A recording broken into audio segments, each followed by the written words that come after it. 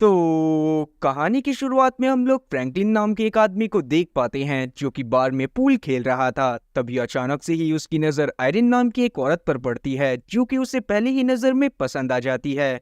तब Franklin Irene के पास जाकर सीधा उसे शादी के लिए प्रपोज कर देता है और ये दोनों शादी कर लेते हैं, जिसके बाद हमें बहुत साल बाद का सीन दिखाया जाता है जहां पर फ्रैंकलिन और आयरिन दोनों ही बहुत ज्यादा बूढ़े हो चुके थे। लेकिन आज भी ये दोनों एक दूसरे से बेइंतहा मोहब्बत करते थे, मगर समय के साथ बूढ़े होने के कारण आयरिन को व्हील चेयर की जरूरत पड़ने लग गई थी और ज्यादातर वो बहुत ज्यादा बीमार रहती थी। तब ये दोनों बातें करते हुए अपने फेवरेट प्लेस पर जाने के बारे में सोचने लगते हैं, जो असल में इनके घर के बैकयार्ड में ही था। और अब तुरंत ही फ्रैंकलिन आयरिन को व्हीलचेयर पर बिठाता हुआ उस जगह पर लेकर जाने लगता है। उस जगह पर इन लोगों ने एक बेसमेंट टाइप का एरिया बनाया हुआ था, पर उस बेसमेंट टाइप के एरिया में से ही एक टनल होते हुए जाती थी जो कि इन्हें सीधा एक मिस्टीरियस डोर के पास लेकर चली जाती है। तब ये लोग उस डोर को खोलकर अंदर जाते हैं और अंदर जाने के बाद अपनी फेवरेट जगह को देखने लगते हैं, जो जगह कोई और नहीं बल्कि एक दूसरा प्लेनेट थी जिसका पोर्टल इस दुनिया पर मौजूद था। और ये लोग यहाँ पर अक्सर आया करते थे और इस जगह को देखा करते थे। इन लोगों को भी ये बात नहीं पता थी कि इस जगह को किसने बनाया है, और ना तो ये लोग आज तक इतनी हिम्मत जुटा पाए थे कि ये लोग दीवार के उस तरफ जाकर पता कर सके कि असल में उस जगह पर है क्या। उन दोनों को बस इतना पता था कि ये कोई दूसरी ही दुनिया है, पर वहां पर बैठने पर इन लोगों को काफी ज्यादा सुकून महसूस होता था, इसीलिए ये लोग अक्सर यहाँ पर आया करते थे। तब वहां पर हम लोग आयरन की बातों से जान पाते हैं कि एक दिन वो दीवार के पार जाकर उस दूसरी दुनिया को एक्सप्लोर करना चाहती है, पर वहां पर उसे फ्रैंकलिन इस बात के लिए मना कर देता है क्योंकि धीरे धीरे आयरन की हालत भी बिगड़ती जा रही थी। फ्रैंकलिन और आयरन ने आज तक इस जगह के बारे में किसी को भी नहीं बताया था, पर अब के समय पर फ्रैंकलिन को लगता था कि वो लोग बूढ़े हो रहे हैं और जल्दी ही वो लोग मर जाएंगे, इसलिए उन्हें इस जगह के बारे में किसी न किसी को तो बता देना चाहिए। लेकिन आजकल के लोगों की हालत देखते हुए वो किसी पर भी भरोसा नहीं कर सकते थे। तब बाहर हम लोग बायरन नाम के एक आदमी को देख पाते हैं जो कि फ्रैंकलिन और आयरन का ही पड़ोसी था। साथ ही उसे उन दोनों के ऊपर शक था कि वो लोग जरूर ही कुछ छुपाते हैं, और ऐसा इसीलिए क्योंकि बायरन रोज रात में उन दोनों को साथ में बैकयार्ड में जाते हुए देखता था, जहां पर रोज जाना कोई भी सेंस नहीं बना था। और तब से ही बायरन को उन दोनों के ऊपर शक था कि वो लोग अपने बैकयार्ड में जरूर कुछ छुपाते हैं। अब अगले दिन जब फ्रैंकलिन आयरन को लेकर हॉस्पिटल की तरफ जा रहा था, तभी अचानक से ही वहां पर बायरन पहुंचकर उससे बातें करने की कोशिश करने लगता है, पर वहां पर फ्रैंकलिन उससे सही से बात नहीं करता और अपनी गाड़ी को आगे बढ़ा देता है। जिस बात से नाराज होते हुए बायरन बड़बड़ाते हुए अपने घर में चला जाता है, जहां पर उसकी वाइफ उसे समझाने की कोशिश करती है कि शायद उसे अपनी लाइफ के ऊपर ध्यान देना चाहिए और लोग क्या छुपा रहे हैं उन चीजों पर ध्यान देना छोड़ना चाहिए। वहीं आयरिन भी फ्रैंकलिन को समझाने की कोशिश कर रही थी कि शायद उसे बायरन से सही से बात करनी चाहिए, पर फ्रैंकलिन उसकी बात को नहीं सुनता और उसे सीधा हॉस्पिटल की तरफ लेकर चला जाता है। जहां पर जाने के बाद उसने आयरिन को डॉक्टर के हवाले छोड़ दिया था, जिसके बाद वो खुद एक सुपरमार्केट में चला जाता है, जहां पर अचानक से ही उसके पास उसकी पोती डेनिसा का कॉल आता है जो कि उसे मिलने के लिए बुलाने लगती है। तब फ्रैंकलिन भी डेनिस से मिलने के लिए चला जाता है, जहां पर उससे बात करने के बाद उसे पता चलता है कि असल में डेनिस को बायरन ने बताया था कि फ्रैंकलिन और आयरिन रोज रात में घर से बाहर जाते हैं, और इसीलिए डेनिस को फ्रैंकलिन और आयरिन की फिक्र हो रही थी। पर फ्रैंकलिन उसे टेंशन ना लेने को बोलता है और उसे बताता है कि रोज रात में वो बस तारे देखने के लिए जाते हैं। फिर उससे मिलने के बाद फ्रैंकलिन तुरंत ही आयरिन के पास जाता है और उसे डॉक्टर के पास से लेकर अपने घर की तरफ वापस आने लगता है। और दूसरी तरफ हम लोग बायरन को देख पाते हैं जो कि अपनी बीवी जेनिन को अपने कैंपिंग साइट के बारे में बताता है जहां पर वो जाना चाहता था, जिस पर जिनिन उसे इस साल कहीं पर भी जाने से साफ इनकार कर देती है क्योंकि उनके घर की हालत बिल्कुल भी सही नहीं चल रही थी और वो चाहती थी कि बायरन घर पर ही रहकर कोई काम करे ताकि वो एक्स्ट्रा पैसे कमा पाए, जिससे बायरन थोड़ा उदास हो गया था। पर क्योंकि उसने मन बना रखा था कि वो फ्रैंकलिन और आयरिन के बारे में भी सच्चाई पता कर रहेगा, इसीलिए जब वो देखता है कि फ्रैंकलिन और आयरिन घर पर नहीं है तो वो तुरंत ही उनके बैकयार्ड में जाकर छानबीन करने की कोशिश करने लगता है। और अब वो उस टनल के गेट तक भी पहुंचने ही वाला था कि तभी अचानक से ही उसे जिनिन का मैसेज आता है जो कि तुरंत ही उसे घर पे बुला लेती है, इसीलिए बायरन को भी वहां पर से निकलना पड़ता है। अब रात में हम लोग फ्रैंकलिन और आयरिन को घर पर देखते हैं, जहां पर आयरिन वापस से फ्रैंकलिन को मनाने की कोशिश कर रही थी कि शायद उन्हें उस दीवार के दूसरी तरफ जाकर दूसरी दुनिया को एक्सप्लोर करना चाहिए। लेकिन इस बार भी फ्रैंकलिन साफ इनकार कर देता है। तब वो आयरिन से बातें करते हुए उसे किसी तरह से सुला देता है और खुद भी सो जाता है। फिर उसके सोने के बाद तुरंत ही आयरिन उठ जाती है, जो कि अब तक बस सोने का नाटक कर रही थी ताकि फ्रैंकलिन के सोने के बाद वो उस दूसरी दुनिया के गेट की तरफ जा सके। तब वो फ्रैंकलिन के लिए एक नोट छोड़कर तुरंत ही बैकयार्ड में चली जाती है, जहां पर जाने के बाद वो टनल से होती हुई उस गेट के सामने पहुंच गई थी जहां पर से वो दूसरी दुनिया को देखा करते थे।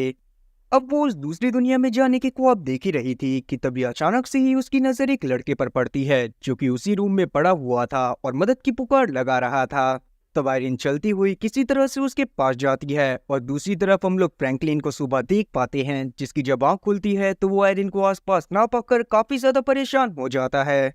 तब उसकी नजर खिड़की के बाहर आयरिन पर पड़ती है जो कि उसे मदद के लिए बुला रही थी। तब फ्रैंकलिन तुरंत ही उसके पास जाता है और उसकी बात को ध्यान से सुनता है। तब आयरिन उसे उस लड़के के बारे में बताती है जिसको उसने बेसमेंट में देखा था। फिर जब फ्रैंकलिन को इस बारे में पता चलता है कि उनके बेसमेंट में कोई आ गया है तो वो तुरंत ही एक हथौड़े को उठाता हुआ वहां पर इन्वेस्टिगेट करने के लिए जाने लगता है। तब वो देखता है कि उसके सामने एक लड़का पड़ा हुआ था जो कि पूरी तरह से ब्लड में भीगा हुआ था। लेकिन कमाल की बात तो ये थी कि उस लड़के की एक भी चोट नहीं लगी हुई थी, जो देखने के बाद फ्रैंकलिन को लगने लगता है कि शायद वो लड़का कोई चोर बदमाश है और किसी का कत्ल कर कर यहाँ पर आया हुआ है। लेकिन आयरन को ऐसा कुछ भी नहीं लग रहा था, पर फ्रैंकलिन तुरंत ही पुलिस वालों को कॉल कर देता है और पुलिस ऑफिसर थॉमस को अपने घर में बुला लेता है। लेकिन तब तक आयरन ने उस लड़के को छुपा दिया था, इसीलिए जब थॉमस घर में आकर चेक करता है तो उसे वहां पर कोई भी दिखाई नहीं देता। तब आयरन थॉमस को अकेले में बुलाकर बोलती है कि फ्रैंकलिन का मेंटल स्टेट पूरी तरह से सही नहीं है, इसीलिए कभी कभी उसे वो चीजें भी दिखाई देती हैं जो हकीकत में नहीं होती। तब थॉमस को भी आयरन की बात पर यकीन हो गया था, इसीलिए वो फ्रैंकलिन को बिना कुछ भी बोले वहां से चला जाता है। वहीं हम न्यूयॉर्क से काफी दूर स्टेला नाम की एक औरत को देख पाते हैं जो कि अपनी बेटी टोनी के साथ एक चर्च में रहा करती थी, जो चर्च असल में उसके ही पापा का था। लेकिन उनके चर्च के बारे में काफी ज्यादा अजीब बातें भी फैली हुई थी और इसी बात के पीछे जब टोनी स्कूल जाया करती थी तो उसे बिल्कुल भी अच्छे से ट्रीट नहीं करा जाता था। पर आज जब वो स्कूल जाती है तो उसकी मुलाकात वहां पर मैथीस से होती है, जो कि असल में उसका क्रश था और वो उससे रात में उसके घर पर आने के लिए पूछने लगता है। तब टोनी भी इस बात पर मान जाती है क्योंकि सच में वो मैथीस को काफी ज्यादा पसंद करती थी। और अब मैथीस की ऐसी बातें सुनकर उसे लगने लगता है कि शायद मैथीस भी उसको पसंद करता है। फिर रात में जब वो दोनों चर्च के अंदर जाते हैं तब वहां पर हम लोग जान पाते हैं कि असल में मैथीस वहां पर बस एक शर्त की वजह से आया था, क्योंकि माना जाता था कि वो चर्च असल में हॉन्टेड है, क्योंकि वहां पर टोनी के ग्रैंडफादर काफी सारे रिचुअल्स को करा करते थे जिससे धीरे धीरे कर वहां से काफी सारे लोग गायब हो गए। और इसीलिए मैथिस के दोस्तों ने उससे शर्त लगाई थी कि अगर वो टोनी को अपनी बातों में फंसाता हुआ किसी तरह से उस चर्च में चला जाता है तो वो लोग उसे 4000 पीसोस देंगे। जो बात सुनने के बाद यहाँ पर टोनी को बहुत बुरा लगता है, क्योंकि सच में वो मैथिस को काफी ज्यादा पसंद करती थी। लेकिन उतने में ही वहां पर स्टेला पहुंच गई थी, जो कि जब मैथिस को यहाँ पर देखती है तो वो गुस्से में तुरंत ही मैथिस को वहां पर से भगा देती है, साथ ही उसने टोनी को भी वहां से भगा दिया था। फिर जब वो दोनों वहां से चले जाते हैं तो स्टेला घबराती हुई तुरंत ही एक लालटेन को लेकर बेसमेंट के रास्ते से जाने लगती है, जहां पर भी बिल्कुल वैसा ही डोर मौजूद था जैसा फ्रैंकलिन के घर के बैकयार्ड में मौजूद था। वहीं दूसरी तरफ हम लोग फ्रैंकलिन के घर में देख पाते हैं जहां पर उस स्ट्रेंजर की हालत काफी ज्यादा बिगड़ती जा रही थी, इसलिए आयरन उसको तुरंत ही फ्रैंकलिन के सामने लेकर आ जाती है और किसी तरह से फ्रैंकलिन को समझा देती है कि वो इस बारे में पुलिस वालों को कुछ भी ना बताए। अब क्योंकि स्ट्रेंजर की हालत भी काफी ज्यादा बिगड़ती जा रही थी, इसीलिए फ्रैंकलिन भी आयरन की बात को मान जाता है और तुरंत ही स्ट्रेंजर के लिए दवाई लेने के लिए मेडिकल स्टोर की तरफ जाने लगता है।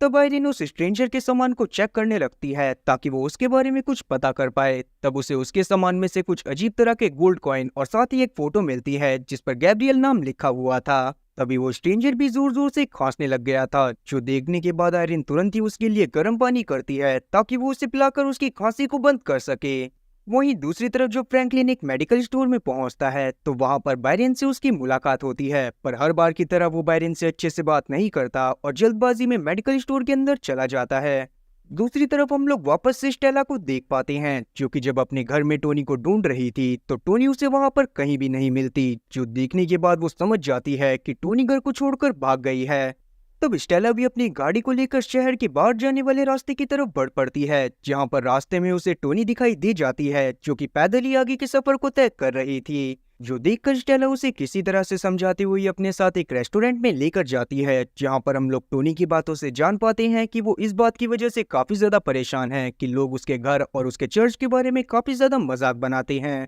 तब स्टेला टोनी का मन शांत करने के लिए उसे एक हिंट दे देती है कि वो असल में उस चर्च की हिफाजत करते हैं, क्योंकि वहां पर कुछ बहुत बेशकीमती मौजूद है जिसे लोगों की नजरों के सामने नहीं आने देना। तब टोनी चाहती थी कि स्टेला उसे खुलकर सब कुछ बताए, पर स्टेला उसे बस इतना बोलती है कि जब समय आएगा तो टोनी को भी उस सीक्रेट के बारे में पता चल जाएगा जिसको वो और उसके पुरखे आज तक संभालते हुए आ रहे हैं। तभी अचानक से ही स्टेला को उसके फोन में एक नोटिफिकेशन आता है जिससे उसे पता चलता है कि उसके घर में कोई घुस गया है, जो जानकर वो तुरंत ही टोनी के साथ अपने घर की तरफ जाने लगती है। वहीं फ्रैंकलिन के घर में अब तक उस स्ट्रेंजर को भी थोड़ा सा होश आ गया था। तब वो आयरिन से बातें करने लगता है और उसे अपना नाम ज्यूड बताता है। तब फ्रैंकलिन उससे काफी सारे सवाल पूछना चाहता था, पर वो ज्यूड से पूछताछ कर पाता कि इतने में ही आयरिन की तबीयत बहुत ज्यादा बिगड़ जाती है और फ्रैंकलिन को आयरिन को लेकर दूसरे रूम में जाना पड़ता है। वहीं दूसरी तरफ हम लोग डेनिस को देख पाते हैं, जो कि अभी भी आयरिन और फ्रैंकलिन के बारे में ही सोच रही थी, जिस वजह से उसका क्लास में अपने लेक्चर पर ध्यान नहीं लग रहा होता। और तब क्लिप नाम का लड़का उससे बातें करते हुए उसे अपने साथ रात में चलने के लिए इनवाइट करता है। फिर जब वो दोनों रात में बार में जाते हैं तो उन दोनों की बातों से हम लोग जान पाते हैं कि असल में डेनिस को आयरिन और फ्रैंकलिन की बहुत ज्यादा चिंता है, क्योंकि डेनिस के पिता ने कभी भी उन दोनों का सही से ध्यान नहीं रखा, क्योंकि हमेशा ही वो काम में बिजी रहा करते थे। आगे हम लोग वापस से फ्रैंकलिन और आयरिन को देख पाते हैं, जहां पर हम लोग उन दोनों की बातों से जान पाते हैं कि असल में आयरिन जल्दी से जल्दी उस डोर के बारे में सारी सच्चाई पता लगाना चाहती है और वो पता करना चाहती है कि वो डोर असल में कौन से प्लेनेट पर जाता है। और इसीलिए ही वो फ्रैंकलिन को कन्विंस करने की कोशिश कर रही थी कि शायद उन्हें उस शीशे की दीवार के पास जाना चाहिए। तब फ्रैंकलिन कुछ सोचने लगता है और सीन कट होकर सीधा स्टेला और साथ ही टोनी पर आता है। स्टेला किसी के अचानक से यूं घर में घुस जाने की वजह से काफी ज्यादा परेशान थी, पर जब वो घर में जाकर चेक करती है तब जाकर उसे पता चलता है कि असल में वहां पर उनका ही एक पुराना दोस्त आया हुआ था, जिसे देखने के बाद स्टेला सच में काफी ज्यादा शॉक थी। तब वो आदमी यहाँ पर स्टेला से पूछता है कि उसने टोनी को अब तक सारी सच्चाई के बारे में बताया या फिर नहीं। तब टोनी भी ध्यान से उस आदमी को देखने लग गई थी। और दूसरी तरफ हम लोग ज्यूड को देख पाते हैं, जिसे रात में नींद नहीं आती और वो तुरंत ही बाथरूम करने के लिए चला जाता है, जहाँ पर वो अपने साथ एक चाकू को लेकर भी आया था।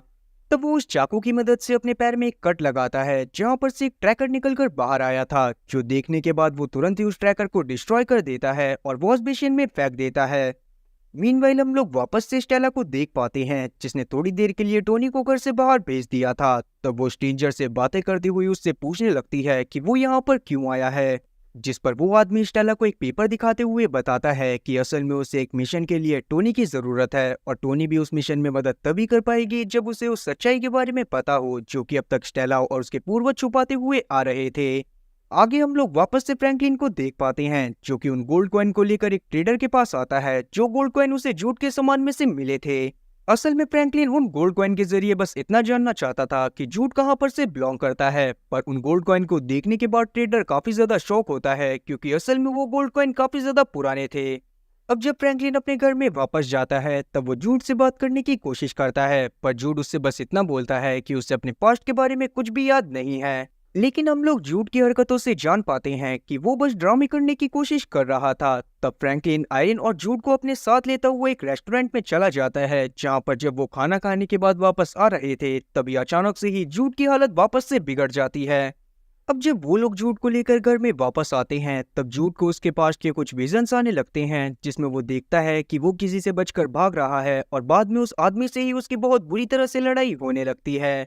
तब फ्रैंकलिन को भी जूड की हालत देखने के बाद लग रहा था कि जरूर ये जूड उनसे कुछ छुपाने की कोशिश कर रहा है, और इसीलिए वो जूड के साथ चेस खेलने का प्लान बनाता है ताकि वो उससे बातें करते हुए उसे और बेहतर तरीके से जान सके। और तब चेस खेलने के दौरान जूड की हरकत देखने के बाद फ्रैंकलिन का शक यकीन में बदल जाता है कि जूड उनसे कुछ छुपा रहा है, और इसीलिए वो तुरंत ही जूड को लेकर अपने साथ एक बस स्टैंड पर चला जाता है, जहां पर वो जूड को $5000 ऑफर करता है ताकि वो अपने हिसाब से अपनी आइडेंटिटी के बारे में पता लगा सके और बस फ्रैंकलिन और आयरिन के घर से चला जाए। और ऐसा वो इसीलिए कर रहा था क्योंकि उसे लग रहा था कि जूड उनके घर में जरूर ही कुछ छानबीन करने के लिए आया हुआ है। तब इस बात से जूड को काफी ज्यादा बुरा तो लगता है, पर वो तुरंत ही फ्रैंकलिन से पैसे लेते हुए वहां से जाने लगता है। पर असल में फ्रैंकलिन बस देखना चाहता था कि जूड वहां पर चोरी करने के इरादे से आया है या फिर नहीं, क्योंकि अगर जूड उनके घर में चोरी करने के इरादे से आया होता तो कभी भी $5000 लेकर वहां से जाने के लिए तैयार नहीं होता, और इसीलिए फ्रैंकलिन जूड को वापस बुला लेता है और अपने घर की तरफ लेकर जाने लगता है।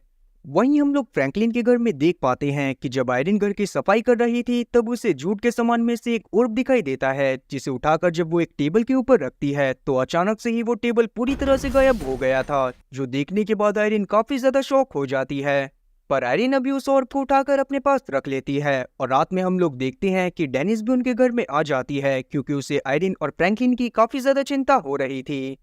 फिर जब डेनिस घर में जूड को देखती है तो वो काफी ज्यादा शॉक होती है, पर फ्रैंकलिन और आयरिन बहाने बना देते हैं कि उन लोगों ने ही अपना ध्यान रखने के लिए जूड को वहां पर रखा हुआ है। तब डेनिस को इस बात पर शक तो होने लगता है, पर अभी वो खाना खाने के बाद अपने ग्रैंड पेरेंट्स से थोड़ी देर बात करती है और वहां से अपने घर की तरफ रवाना हो जाती है। पर रास्ते में वो अपने एक दोस्त को कॉल करती है जो असल में एक पुलिस ऑफिसर था, और वो उससे बोलती है कि वो जूड के बारे में जल्दी से जल्दी सारी सच्चाई पता कर तुरंत ही डेनिस को इन्फॉर्म करे। वहीं दूसरी तरफ हम लोग आयरिन को जूड से बातें करते हुए देख पाते हैं, जहां पर जूड आज उससे बातें करते हुए उसे अपने पिता के बारे में बताता है जिसका नाम गैब्रियल था और वो उन्हें ही ढूंढने के लिए यहाँ पर आया हुआ था। और घर में ही फ्रैंकलिन जो कि जब जूड के बाथरूम में जाकर चेक करता है तो वहां पर उसे एक नाइफ मिल जाता है जो कि वही नाइफ था जिसको जूड अपने साथ लेकर बाथरूम में गया था।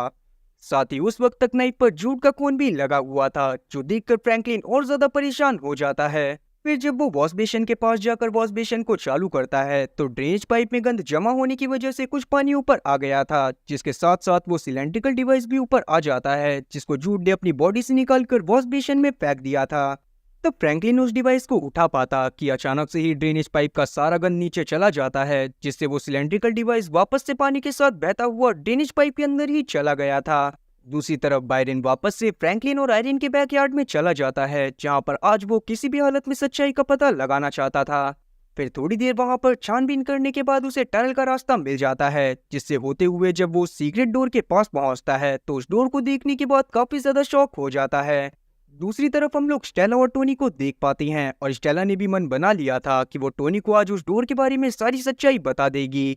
साथ ही उसे उस मिशन को भी कंप्लीट करना था जो उस स्ट्रेंजर ने उसे दिया था, इसीलिए वो तुरंत ही टोनी को लेकर अपने चर्च में मौजूद गेट के पास जाती है, जहां पर जाने के बाद उसने कुछ बटन को सीक्वेंस में प्रेस करा था। फिर उस सीक्वेंस में बटन प्रेस करने की वजह से वो डोर खुल जाता है और वो दोनों तुरंत ही उस डोर के अंदर चले जाते हैं, जिसके बाद वो अचानक से ही टेलीपोर्ट होकर अपनी कंट्री से न्यूयॉर्क सिटी में पहुंच गए थे। इसका मतलब था कि वो डोर असल में टेलीपोर्टेशन डिवाइस का भी काम करता था, जो कि बहुत आराम से एक जगह से दूसरी जगह पर किसी भी इंसान को पहुंचा सकता था।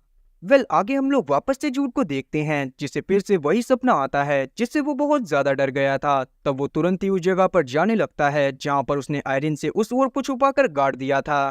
तब जूड वहां पर गड्ढा खोदते हुए उस ओर को निकालने की कोशिश करने लगता है, पर उतने में ही वहां पर बायरन पहुंच गया था, जिसके सामने जूड उस ओर को नहीं निकाल सकता था। इसीलिए वो बायरन के सामने बहाने बनाने लगता है कि वो पौधा लगाने के लिए उस जगह पर गड्ढा खोद रहा था।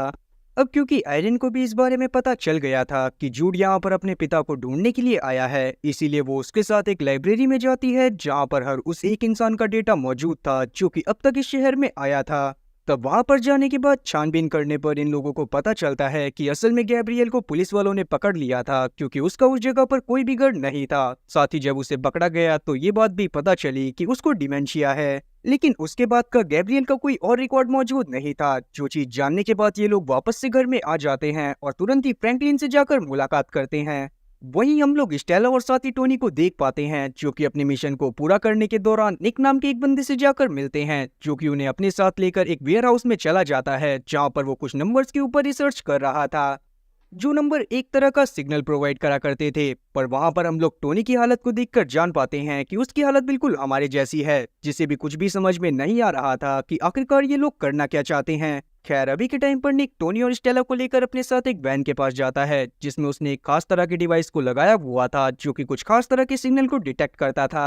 अब वो सिग्नल किस चीज के थे और ये लोग असल में क्या करना चाहते हैं, उसके बारे में हमें अभी आगे जानने को मिलेगा। वहीं दूसरी तरफ हम लोग डिनीज को देखते हैं, जो कि अपने एक दोस्त केटी के घर में आकर उसे अपनी प्रॉब्लम के बारे में सारी चीजें बताती है। और क्योंकि आयरिन और फ्रैंकलिन को लेकर डिनीज का मूड सच में बहुत ज्यादा खराब था, इसीलिए केटी उसे अपने साथ एक पार्टी में चलने को पूछती है। अब वापस से हम लोग फ्रैंकलिन और आयरिन के घर में देख पाते हैं, जहां पर फ्रैंकलिन को आयरिन के ऊपर गुस्सा आ रहा था, क्योंकि वो कॉन्टिन्यूसली ज्यूड की मदद करे जा रही थी, जबकि वो ज्यूड के असली इरादों के बारे में जानती भी नहीं थी। मगर आयरिन को जूड में कहीं ना कहीं अपना मरा हुआ बेटा नजर आ रहा था, इसीलिए ही वो लगातार जूड की मदद करे जा रही थी। जो चीज सुनने के बाद फ्रैंकलिन को बहुत ज्यादा गुस्सा आती है और वो तुरंत ही घर से निकल जाता है। अब उसी दौरान हम लोग बायरन को भी देख पाते हैं, जो कि अपनी कैंपिंग साइट के सारे पोस्टर को जला रहा था, ताकि वो अपनी बीवी की बात को मान सके, जो करते हुए उसे बिल्कुल अच्छा नहीं लग रहा होता। फिर जब फ्रैंकलिन गुस्से में अपने घर से गाड़ी निकालते हुए जा रहा था, तब बायरन उसकी तरफ देखकर स्माइल करता है और हाथ हिलाता है, पर हमेशा की तरह फ्रैंकलिन उसे इग्नोर करता हुआ वहां से चला जाता है। अब फ्रैंकलिन के घर से जाने के बाद आयरिन वापस से जूड के पास जाती है और उससे पूछने लगती है कि वो अपनी जिंदगी के बारे में किसी को भी कुछ भी क्यों नहीं बताता, पर जूड उस पर भी एक फेक स्माइल करता हुआ उससे झूठ ही बोलता है और वहां से जाने की कोशिश करने लगता है। तभी वहां पर शेंड्रा नाम की एक नर्स पहुंच जाती है, जो कि आयरिन का पहले एक हॉस्पिटल में ध्यान रखा करती थी। जिससे बात करने के बाद आयरिन को पता चलता है कि शेंड्रा ने हॉस्पिटल का काम छोड़ दिया है और वो लोगों के घर में जाकर फ्रीलांसिंग करती है। और वो आयरिन के घर में भी इसीलिए आई थी क्योंकि उसे लग रहा था कि आयरिन के घर में उसे केयर टेकर का काम मिल जाएगा, पर तब आयरिन उसे जूड के बारे में बताती है कि उसने जूड को पहले ही as a caretaker hire करा हुआ है। जो सुनने के बाद शेंड्रा अपना कार्ड आयरिन को देती है और उससे वॉशरूम यूज करने के बारे में पूछने लगती है। तब आयरिन ने भी शेंड्रा को वॉशरूम का रास्ता बता दिया था, पर जैसे ही शेंड्रा वॉशरूम से बाहर आती है, वो तुरंत ही जूड के कमरे में छानबीन करती हुई उसके पास से कुछ सामान चुराकर तुरंत ही अपने घर के लिए निकल जाती है। और तब जाकर हम लोग समझ पाते हैं कि असल में शेंड्रा ने खुद अपनी जॉब को नहीं छोड़ा था, उसे जबरदस्ती जॉब से निकाल दिया गया था क्योंकि वो अक्सर हॉस्पिटल में चोरी करा करती थी।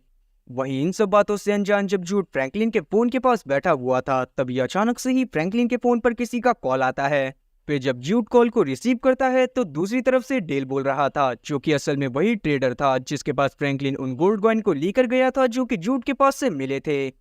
अब क्योंकि फ्रैंकलिन ने डेल से उन गोल्ड कॉइन के बारे में पता करने को बोला था, तो डेल यहाँ पर जूड से बात करते हुए उसे फ्रैंकलिन का बेटा समझता है और उसे बताने लगता है कि वो गोल्ड कॉइन सच में बहुत ज्यादा बेशकीमती हैं, जिस पर लिखा हुआ था the God will be done. जो सुनने के बाद जूड कुछ सोचने लगता है और तुरंत ही आयरिन के पास चला जाता है। तब आयरिन वहां पर जूड को कुछ पैसे देना चाहती थी क्योंकि जूड काफी समय से उनके घर में रहकर उनके घर के काम भी कर रहा था, पर जूड यहाँ पर उससे पैसे लेने से मना कर देता है और अपने रूम में चला जाता है। फिर अपने सामान को चेक करने के बाद उसे पता चलता है कि उसका एक बहुत जरूरी सामान गायब हो गया था, जो देखने के बाद वो काफी ज्यादा परेशान हो जाता है। पर तभी वहां पर उसे शेंड्रा का विजिटिंग कार्ड दिखाई देता है, जो कि शेंड्रा से वहीं पर गिर गया था, जिसको लेने के बाद तुरंत ही जूड एक लोकल बार की तरफ चला गया था क्योंकि वहां पर शेंड्रा का एड्रेस लिखा हुआ था जो कि उसी बार के पास था। लेकिन शेंड्रा के घर जाने से पहले वो उस बार के अंदर चला जाता है, जहां पर उसकी मुलाकात डिनीज से हो जाती है, जो कि अपनी दोस्त केटी के साथ अपना मन हल्का करने के लिए वहीं पर आई हुई थी। फिर ये लोग साथ में बातें करते हुए काफी ज्यादा ड्रंक हो जाते हैं और वहीं पर डांस करने लगते हैं। और दूसरी तरफ हम लोग फ्रैंकलिन को देखते हैं, जो कि एक रेस्टोरेंट में पूल खेल रहा था, जहां पर अचानक से बायरिन भी पूल खेलने के लिए पहुंच जाता है क्योंकि उसका मूड भी बहुत ज्यादा खराब हो रहा था। तब वो फ्रैंकलिन के साथ ही पूल खेलने लगता है और उससे बातें करते हुए उसे अपनी प्रॉब्लम्स के बारे में बताता है। अब क्योंकि फ्रैंकलिन का दिमाग भी बहुत ज्यादा खराब था, इसीलिए वो बायरिन से बहुत अच्छे से बात करता है और उसे भी अपनी प्रॉब्लम्स के बारे में बताने लगता है। उसे डर था कि आयरिन कभी उससे दूर ना हो जाए। अब ये दोनों एक दूसरे से अपने दिल का हाल शेयर करने के बाद काफी ज्यादा हल्का महसूस करते हैं और यहाँ पर लगे हाथ बायरन फ्रैंकलिन से उस बैकयार्ड के बारे में भी पूछ लेता है। अब तक बायरन को लगता था कि वहां पर एक अंडरग्राउंड बंकर है जिसे बॉम्ब से बचने के लिए बनाया गया होगा, पर यहाँ पर फ्रैंकलिन उसे बताता है कि वहां पर जाने के बाद तुम्हारी आंखें चौंधी आ जाएंगी। जिसके बाद जब ये लोग बैकयार्ड में जाकर टनल वाले रास्ते से उस पत्थर वाले गेट के सामने पहुंचते हैं, तो आज वो गेट नहीं खुलता, जो देखने के बाद फ्रैंकलिन काफी ज्यादा परेशान हो गया था। पर क्योंकि अब तक फ्रैंकलिन ने बायरन को उस दूसरे प्लेनेट के बारे में भी बता दिया था, तो बायरन को लगने लगता है कि शायद फ्रैंकलिन उससे मजाक कर रहा था। वहीं दूसरी तरफ हम लोग जूड को देख पाते हैं, जो कि जब बाहर से वापस आ रहा था, तभी अचानक से उसको पुलिस वाले रोक लेते हैं क्योंकि जूड उस वक्त सच में बहुत ज्यादा ड्रंक था। जिसके बाद जब उसे पुलिस स्टेशन में लेकर जाया जाता है, तो आयरिन उसे छुड़वाने के लिए वहां पर पहुंच जाती है, पर उसे छुड़वाने से पहले वो जूड से सारी सच्चाई जानना चाहती थी क्योंकि कहीं ना कहीं उसे जूड के ऊपर खुद भी शक हो रहा था। तब जूड की बातों से हम लोग जान पाते हैं कि उसे एक आइसोलेटेड कंपाउंड में एक एलियन सोसाइटी के द्वारा रखा गया था, जो अर्थ पर मौजूद चीजों को खुद अपने हिसाब से कंट्रोल करते हैं। और जूड को वहां पर इसीलिए रखा गया था क्योंकि वो पहला इंसान था जो हिम्मत करके उन वॉल के पार चला गया था,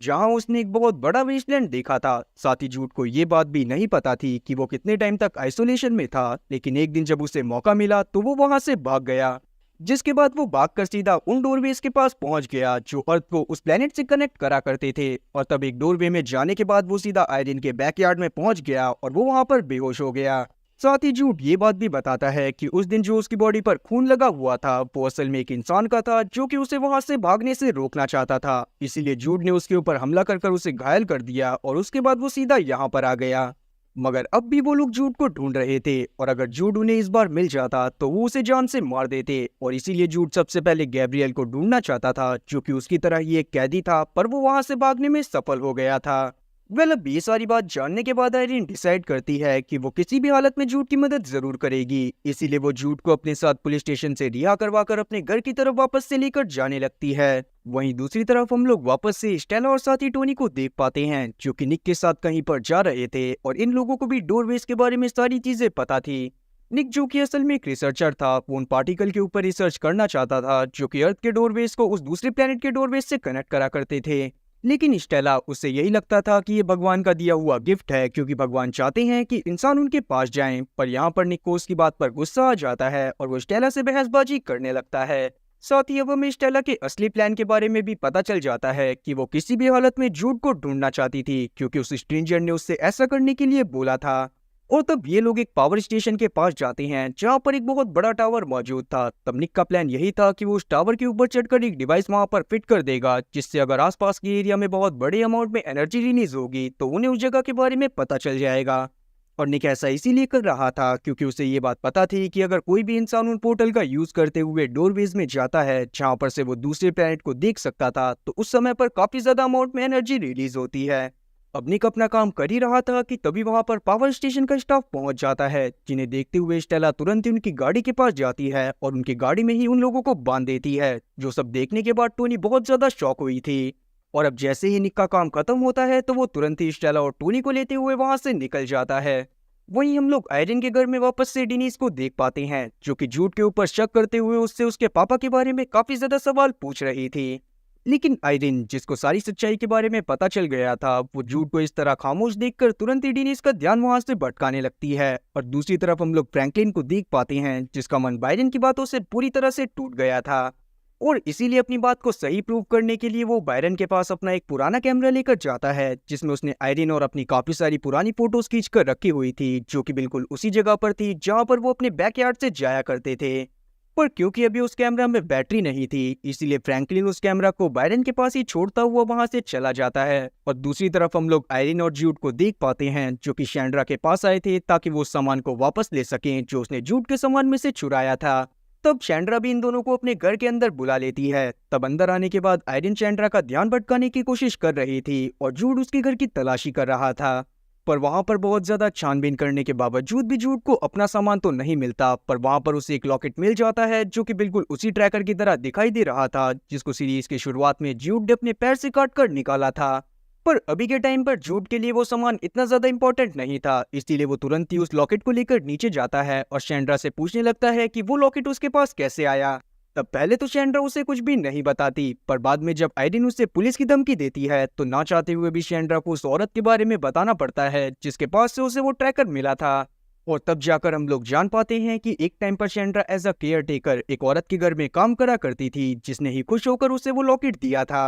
अब उस औरत का एड्रेस लेने के बाद जूड और आयरिन वहां से चले जाते हैं और दूसरी तरफ हम लोग बायरन को देखते हैं जो कि उस कैमरा को चार्ज करने के बाद जब उसकी फोटोज को चेक करता है तो उसे भी फ्रैंकलिन की बात पर भरोसा हो जाता है कि उसके घर में किसी दूसरे प्लेनेट पर जाने का रास्ता मौजूद है। और अब सारी सच्चाई जानने के बाद वो तुरंत ही फ्रैंकलिन के साथ वापस से उसी डोर के पास जाता है जो उस दिन उनसे नहीं खुल रहा था। फिर जब ये लोग उस डोर की छानबीन करते हैं तो डोर के साइड में उन्हें ब्लड से छपे हुए फिंगरप्रिंट मिलते हैं और तब उस पर्टिकुलर जगह को प्रेस करने पर उस डोर का कंट्रोल पैनल इन लोगों के सामने आ गया था,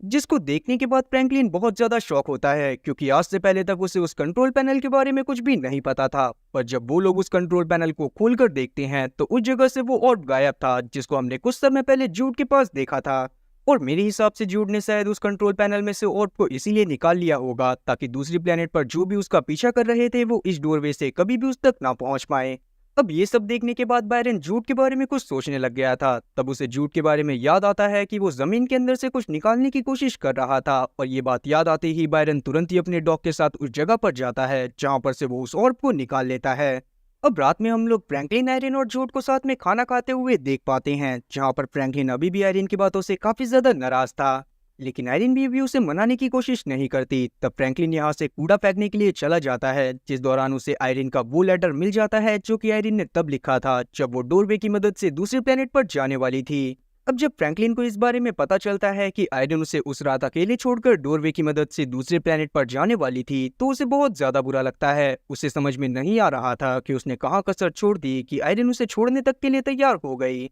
और अब इसी बात की फ्रस्ट्रेशन के चलते वो तुरंत ही जूड के पास जाता है और उसे बुरा भला बोलने लगता है, क्योंकि आजकल जूड आयरन के साथ बहुत ज्यादा वक्त बिता रहा था और आयरन को उस प्लेनेट के बारे में काफी सारी चीजें बता रहा था, जिससे आयरन का मन उस प्लेनेट पर जाने का और ज्यादा कर रहा था। दूसरी तरफ हम लोग निक को देख पाते हैं, जो कि टोनी और स्टेला के पास आकर उन्हें अपने पास मौजूद एक ऑर्ब दिखाता है, जो कि उसने एक जगह से चुराया था जब उसे उस डोरवे के बारे में पता चला था।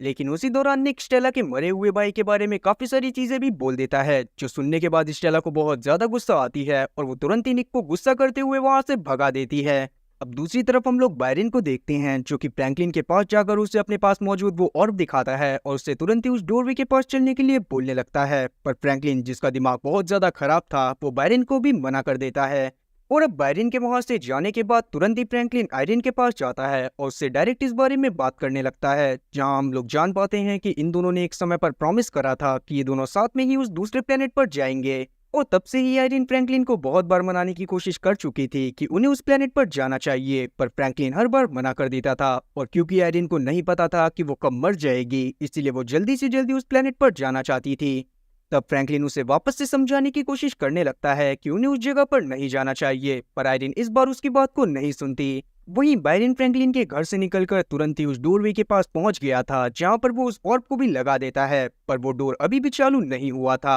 और तब जाकर बायरन को समझ में आता है कि असल में उस ऑर्ब के अंदर एनर्जी खत्म हो गई है और उसे किसी तरह से उस ऑर्ब को चार्ज करना पड़ेगा। अब अगले सीन में हम लोग निक, स्टेला और टोनी को वापस से एक रेस्टोरेंट में खाना खाते हुए देख पाते हैं, जहां पर पिछली रात की लड़ाई की वजह से निक को अभी भी स्टेला के ऊपर गुस्सा आ रही थी, जिस गुस्से के चलते वो स्टेला के भाई केबल के बारे में वापस से उल्टा सीधा बोलना चालू कर देता है। पर इस बार स्टेला उसकी बात को सहन नहीं करती। वो तुरंत ही निक की गर्दन को पकड़ती है और उसके सर को टेबल पर देकर मार देती है, जिससे निक की नाक से खून निकलने लग गया था। पर स्टेला अब यहाँ पर से तुरंत ही टोनी को उठाकर निक की गाड़ी में जाकर बैठती है और निक को लिए बगैर ही वहां से भाग जाती है। दूसरी तरफ डेनिस, जिसका मूड सच में बहुत ज्यादा खराब हो गया था और वो खुद भी किसी भी हालत में जूड के पिता को ढूंढना चाहती थी, वो अपने स्कूल को छोड़कर जूड के साथ लग जाती है ताकि वो उसके पिता को ढूंढने में उसकी मदद कर सके। और ऐसा वो इसीलिए कर रही थी क्योंकि बचपन में उसे उसके पिता का प्यार कभी भी नहीं मिला था, और क्योंकि जूड को देखने के बाद उसे यही लगता था कि जूड अपने पिता से बहुत ज्यादा प्यार करता है, इसीलिए वो उसकी मदद करना चाहती थी।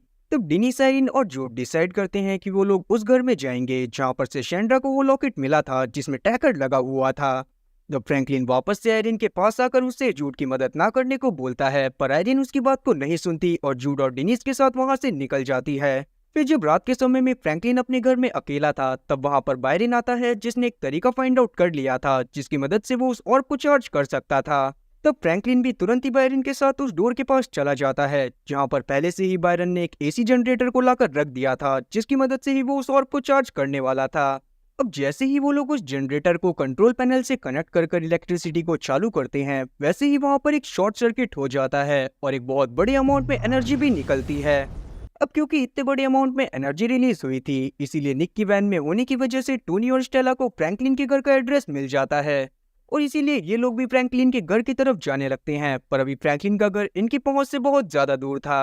वहीं बायरन की इस हरकत की वजह से और पूरी तरह से चार्ज हो गया था, और तब फ्रैंकलिन बायरन को लेकर उस जगह पर जाता है जहां पर वो अक्सर आयरन के साथ आया करता था। अब इतने सुंदर प्लेनेट को अपनी आंखों से देखने के बाद बायरन को इस बात पर बिल्कुल भी भरोसा नहीं हो रहा था, इसीलिए तब वो भी फ्रैंकलिन से उस प्लेनेट पर जाने के लिए पूछने लगता है। तब फ्रैंकलिन भी इस बार मान जाता है, क्योंकि वो भी किसी भी हालत में आयरन को वहां पर लेकर जाना चाहता था और इसके पास ये अच्छा मौका था कि वो बायरन के साथ उस जगह पर जाकर उस जगह का इंस्पेक्शन कर सके।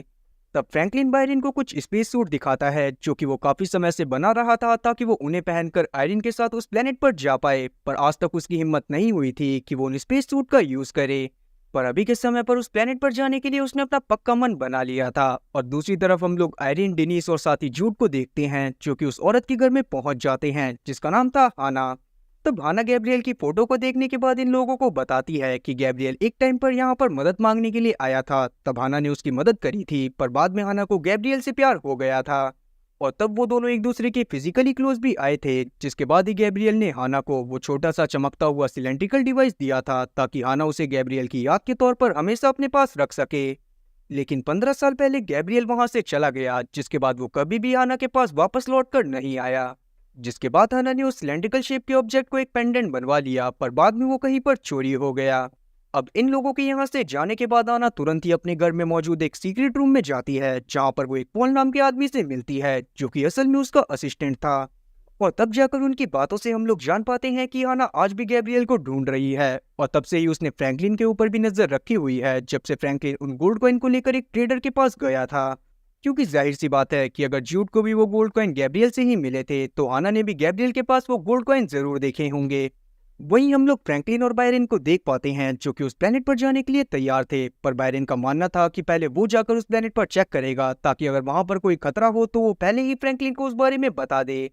जिस पर फ्रैंकलिन भी मान जाता है। अब जब बायरन उस जगह पर जाता है तो पहले तो सब कुछ नॉर्मल चल रहा था, पर जैसे ही वो कुछ पत्थरों के पीछे जाता है तो अचानक से ही वो फ्रैंकलिन से बात करना बंद कर देता है और उसकी तरफ से कोई भी रिस्पॉन्स नहीं आता,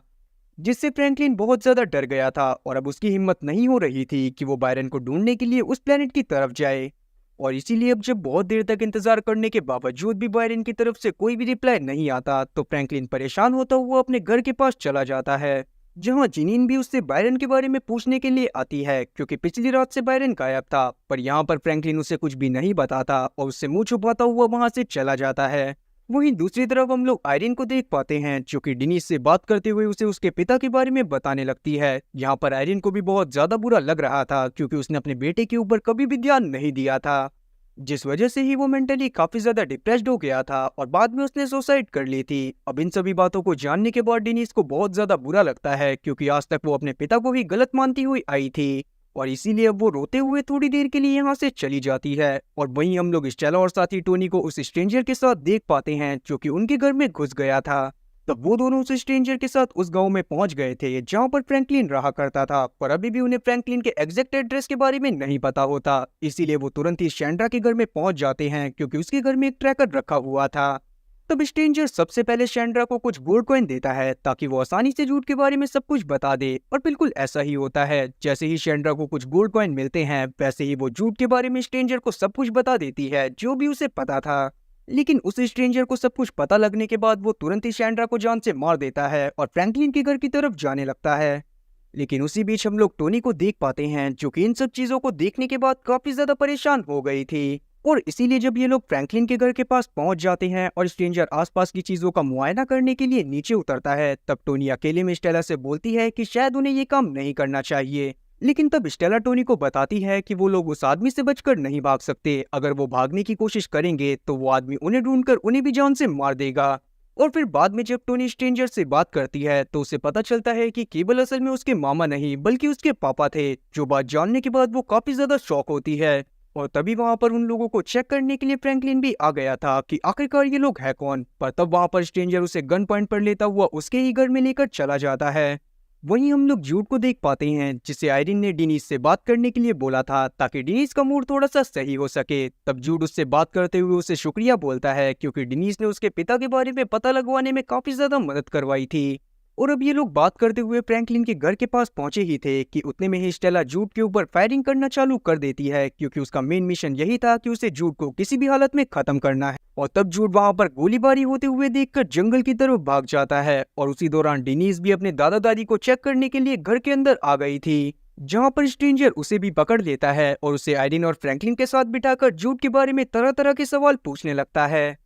साथ ही हमें ये बात भी पता चल जाती है कि आज से 15 साल पहले स्ट्रेंजर गैब्रियल को ढूंढकर उसे भी पूरी तरह से खत्म कर चुका है, जो बात जानने के बाद ये लोग काफी ज्यादा शॉक होते हैं। अब क्योंकि स्ट्रेंजर जल्दी से जल्दी जूड को ढूंढना चाहता था, इसीलिए वो टोनी के हाथ में ये एक बंदूक पकड़ाता हुआ तुरंत ही उससे आयरिन, फ्रैंकलिन और डिनीज को खत्म करने को बोलने लगता है। तब आयरिन टोनी की आंखों में देखकर समझ जाती है कि टोनी इस काम को नहीं करना चाहती, इसीलिए वो उससे बात करते हुए उसे फुसलाने की कोशिश करने लगती है, ताकि टोनी गन को नीचे कर दे। और उतने में ही वहां पर जूड भी पहुंच जाता है, जिसे देखने के बाद स्ट्रेंजर ने तुरंत ही उसके ऊपर अटैक करना चालू कर दिया था। तब वो जूड को बहुत बुरी तरह से मारता है। पर उसी दौरान हम लोग फ्रैंकलिन को भी देखते हैं, जो कि स्ट्रेंजर के ऊपर अटैक कर देता है और उसे बहुत बुरी तरह से मारता है। और क्योंकि टोनी स्ट्रेंजर का साथ नहीं देना चाहती थी, इसीलिए वो स्ट्रेंजर की मदद भी नहीं करती। जिसके बाद ये लोग स्ट्रेंजर को पकड़कर बांध देते हैं और उसे मारते हुए उसी वैन में बंद कर देते हैं, जो कि असल में निक की थी। अब क्योंकि स्टेला और टोनी भी उस आदमी से छुटकारा पाना चाहते थे, इसीलिए वो उसे अपने साथ ही लेकर जाने लगते हैं ताकि वो उसे जान से मार सके। अब क्योंकि यहाँ पर जूड को भी पता चल गया था कि उसे ढूंढने के लिए यहाँ पर और भी लोग आने वाले हैं, इसीलिए वो डेनिस को लेकर पोर्टल की मदद से तुरंत ही बैंकॉक के लिए रवाना हो जाता है।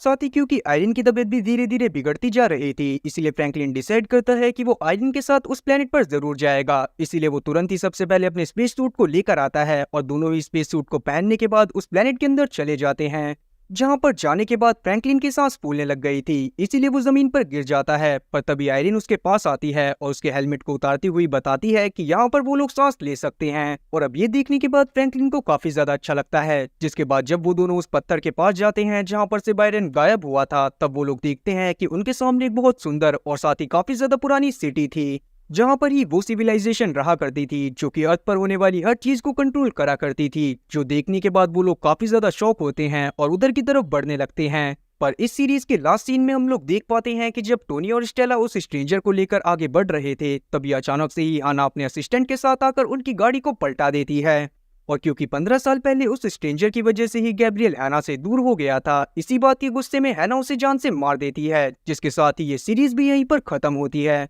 तो उम्मीद है कि एक्सप्लेनेशन अच्छी लगी होगी। अगर एक्सप्लेनेशन अच्छी लगी हो तो चैनल को सब्सक्राइब करना और बेल नोटिफिकेशन को ऑल पर सिलेक्ट करना और वीडियो को भी लाइक करना। मैं ऐसी ही और मजेदार एक्सप्लेनेशन वीडियोस लाता रहूंगा। खैर, तब तक के लिए टाटा और गुड बाय।